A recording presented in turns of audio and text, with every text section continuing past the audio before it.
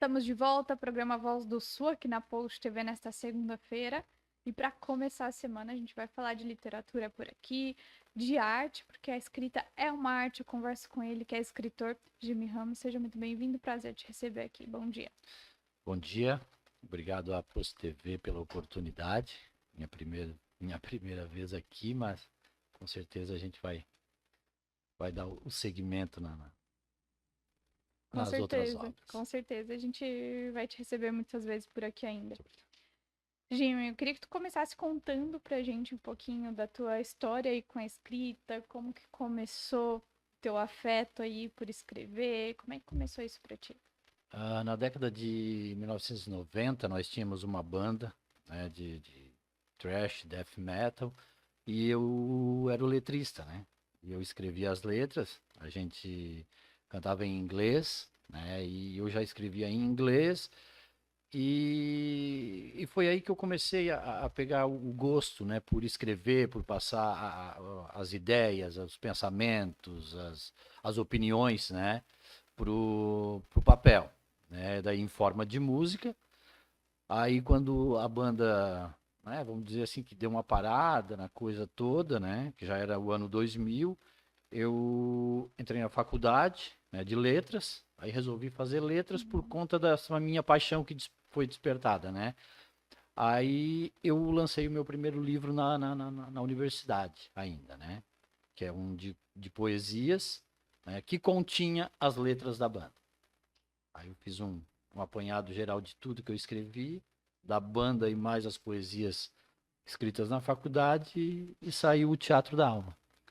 Como é que foi pra ti decidir, né? Ah, eu vou escrever primeiro poesias. Como é que foi esse processo de escolher qual gênero, né? A questão da poesia, né, para o primeiro livro foi aproveitar, vamos dizer assim, as letras em inglês, né, as adaptei para o português para poder se encaixar melhor na leitura, né? Porque a gente sabe que da língua inglesa para a língua portuguesa há uma diferença, né? Até por harmonia, então tu tem que mudar alguma coisa. Aí como elas se encaixaram como poesia, né, na minha visão, e eu já tinha outros textos escritos, né, no começo da faculdade, e, né, coloquei à prova aos professores, mestres e tal, e o que tinha para a época era isso, era poesia, né? Eu não tinha, eu acho que eu não tinha embasamento ainda para escrever contos e muito menos um romance, né? Então eu acho que eu fui mais para frente a gente vai ver que eu fui degrau por degrau, né? Primeiro o mais fácil, depois o mais ou menos, vamos dizer assim, e depois o mais difícil que é o romance, né? Então a poesia ela veio mesmo para suprir o embasamento da época. Uhum. Eu não tinha como escrever algo maior que poesia. Não que poesia seja fácil de escrever, né?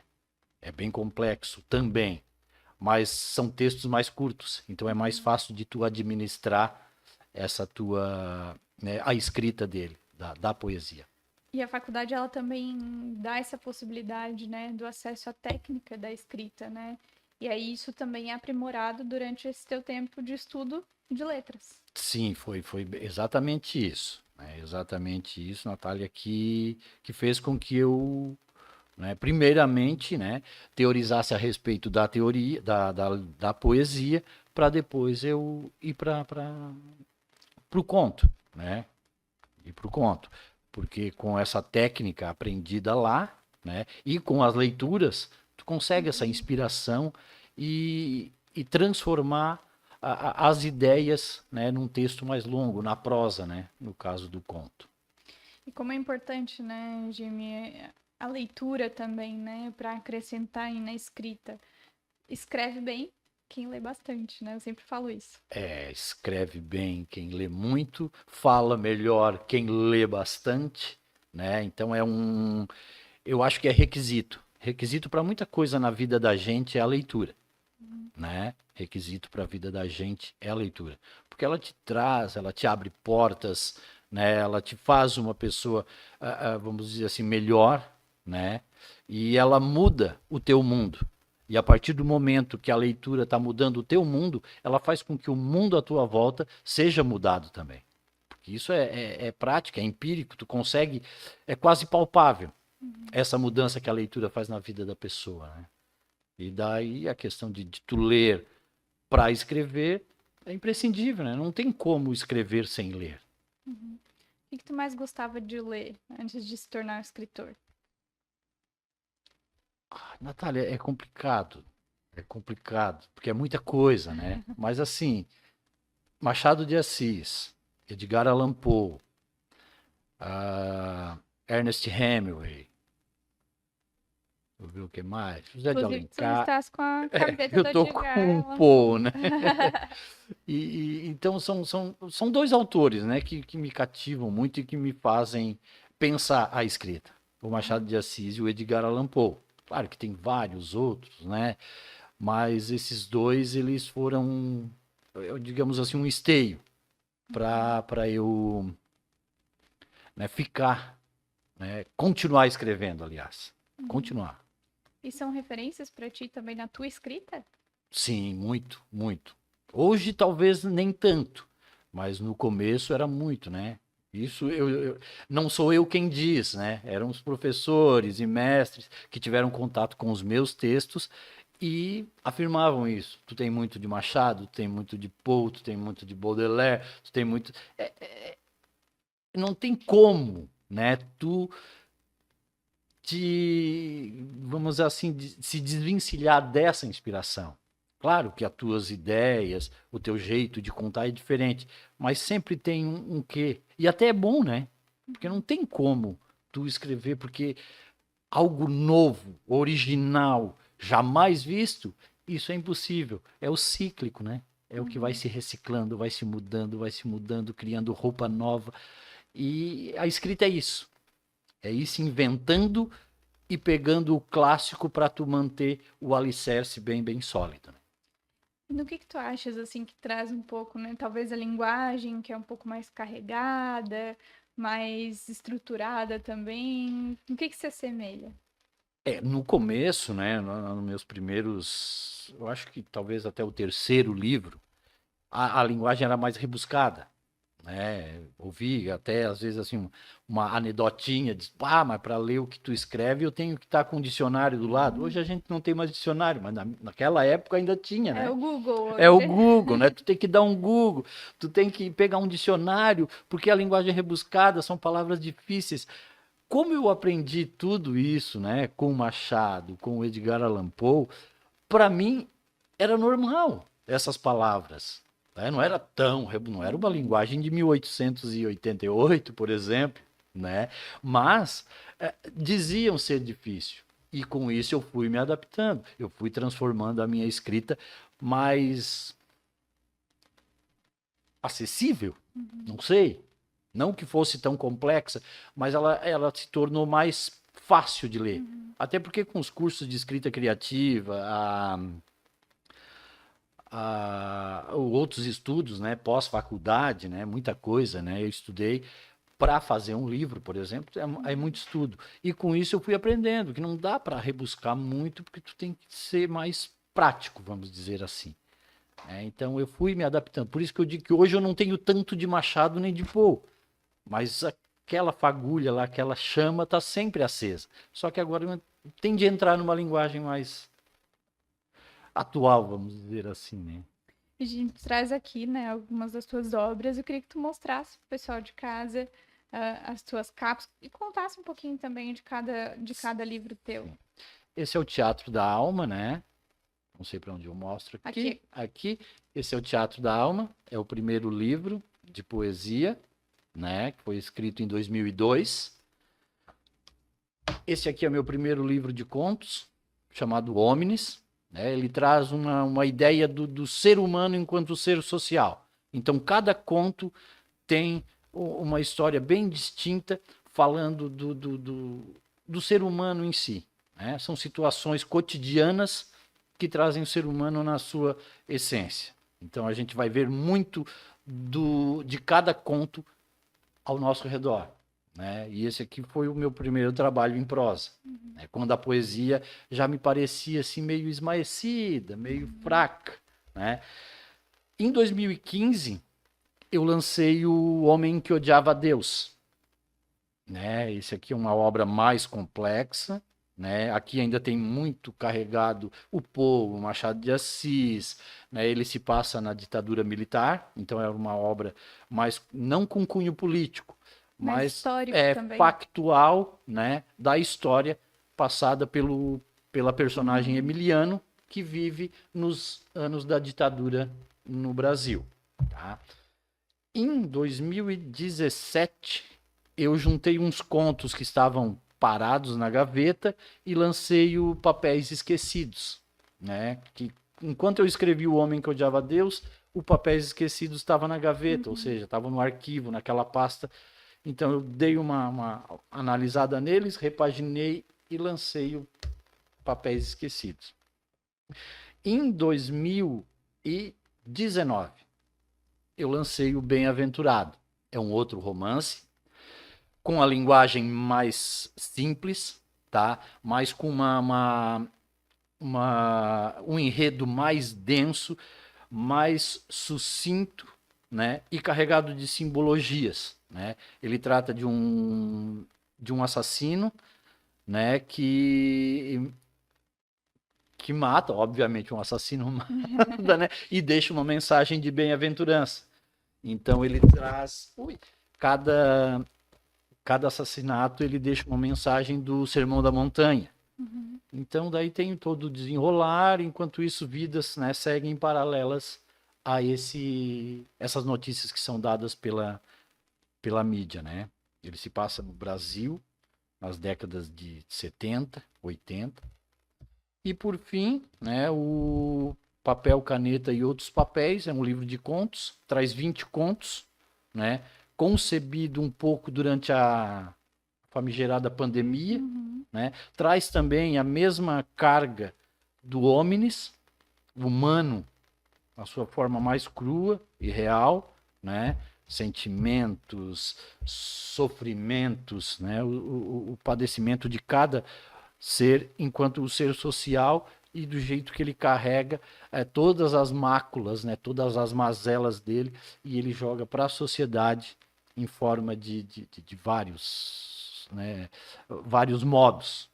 Né? Cada um carrega isso e cada um, né, transpira isso para a sociedade de uma forma, né, diferente. Então essa é a temática, né? Eu trabalho muito com o ser humano, muito com os nossos medos, nossas fraquezas, nossas paixões. E cada conto, cada romance sempre tem um pouco de nós, de mim, né? Na escrita. Tem inclusive um livro que está no forninho aí para sair, né? Eu queria que tu contasse um pouquinho também sobre ele, sobre esse projeto, quando que deve ser lançado. O que está no forno são Os Anjos da Véspera, né? É um romance, penso eu, assim, mais maduro, mais pensado. São, acho que, quase 4 anos de gestação, né? De muita leitura, de muito estudo, né? Porque ele foi concebido primeiramente para falar de anjos que cuidariam de potenciais suicidas, né? Se manteve isso, mas eu resolvi colocar a mitologia asteca, né? Então o que teve de ter muito estudo, né, para isso, para eu poder carregar esse pano de fundo com a mitologia asteca, com os cânones católicos, né, que a gente traz desde muito tempo, né, está acostumado com isso, né, e a mitologia asteca para dar esse pano de fundo. A história se passa no México, na cidade do México, na década de 70, né, e traz esses 2 anjos que cuidam de potenciais suicidas. Ele vem para dissuadir, para evitar o suicídio, e o outro para que seja consumado, né? Que para a filosofia, né, que é muito carregado também no livro, a questão da filosofia, o maior problema da humanidade é falar do suicídio, né? Porque ele tem muitas facetas, né? Ele é multifacetado. Então eu resolvi trabalhar com isso e no livro tem muitas muita teoria, muito Camus, tem muito Durkheim, né? Tem, como já falei, os cânones católicos a respeito disso tudo. E esses dois anjos travam uma batalha. Um querendo que o suicídio se consuma e o outro querendo evitá-lo, né? Esse que quer o suicídio, ele quer essas vítimas para trazer o reino dos mortos à superfície, né?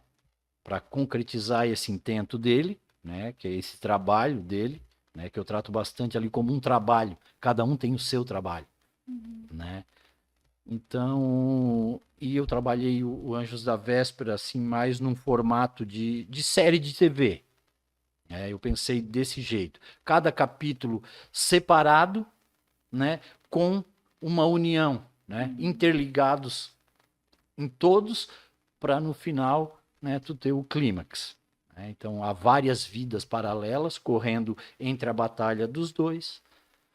E eu acho que é um livro. Eu acho que é a minha obra mais completa. Apesar de eu gostar muito do Bem-aventurado, né, pelo jeito que ele se apresenta, pelo enredo dele, o jeito que foi construído, Os Anjos da Véspera eu penso ser uma obra mais completa, mais lúcida, mais fácil de leitura e com um enredo mais próximo dos dias atuais, mesmo se passando na década de 70.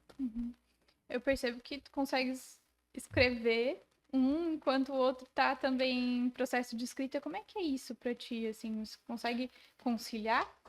Eu consigo, aliás, eu não consigo parar de escrever, né? Eu já tentei muita coisa na minha vida, já fiz várias coisas, eu já fui de banda, eu já fiz isso, eu já fiz aquilo e tal, mas o que eu não consegui largar e abandonar foi a escrita, né? Eu não tem jeito de eu parar. Às vezes eu me desanimo, porque é desanimador, né? Na região, no Brasil, onde não há leitores. Então é complicado. A gente sabe que tem, né, um grupo muito seleto de gente que gosta de ler.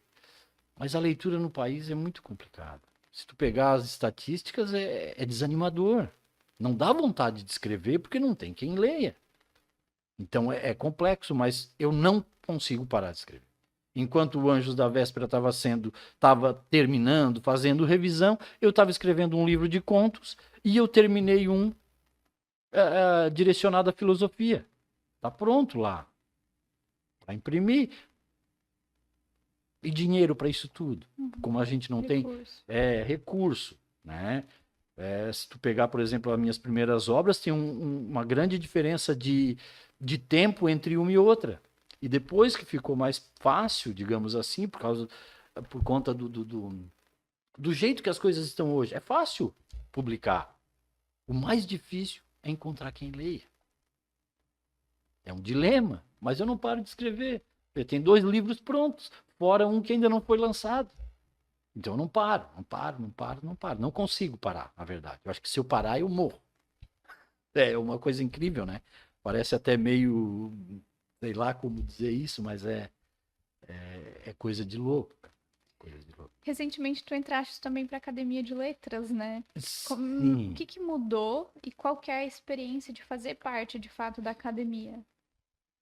Essa academia, né, é uma academia independente de Pernambuco, né? Então, os escritores são aceitos lá pela relevância da obra, né? E se tu for indicado. É como se fosse uma academia de letras para quem não tem dinheiro, para quem não tem fama, né? Então, por obra publicada, tem de ter pelo menos 3.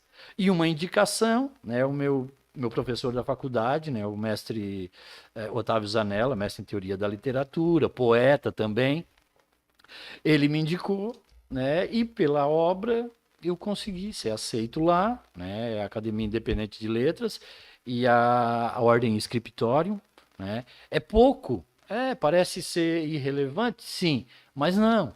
Para quem escreve, para quem tem uma parte da vida dedicada à escrita, é um reconhecimento. É um reconhecimento. Porque a gente não para de estudar, né? A gente não para de ler, a gente não para de escrever e não para de estudar. Recentemente eu terminei uma pós-graduação em teoria da literatura para a coisa Uhum. Sempre mais, sempre mais, sempre mais, sempre mais. Não sei onde vai levar, se vai ficar só nisso, pode ter algo maior ainda esperando, pode ter algo grandioso, quem sabe? A gente não sabe, né? Quem sabe o próximo livro é um, sei lá, um Harry Potter da vida, algo assim. Mas, né, ou um torto arado, né? Um jabuti. Quem não quer um jabuti? Quem escreve que não quer um jabuti, né? Então é essa questão de paixão mesmo, de fazer por amor, porque dinheiro não, né? Tu quer o reconhecimento e continuar escrevendo, eu acho que é isso. Não tem muito mais que isso. Time, parabéns pelo trabalho. Um prazer te receber aqui na Post TV. Muito A gente obrigado. deseja muito sucesso aí nessa trajetória e com certeza, né, os frutos serão colhidos de tanta dedicação aí à escrita. Parabéns. Muito obrigado. Agradecer a todos da Post TV pelo apoio à cultura, que a gente sabe que desde muito, né, tanto o Everaldo quanto o pessoal apoia a cultura de Araranguá, né, e faz com que a gente pelo menos tenha um canal para mostrar o que a gente faz, né, mesmo sendo tão complicado fazer o que a gente faz. Mas esse apoio é imprescindível para poder continuar escrevendo, né? Obrigada, viu? Agradeço. Conversei com o Jimmy Ramos, ele que é escritor, falando um pouquinho de suas obras com a gente aqui na Post TV.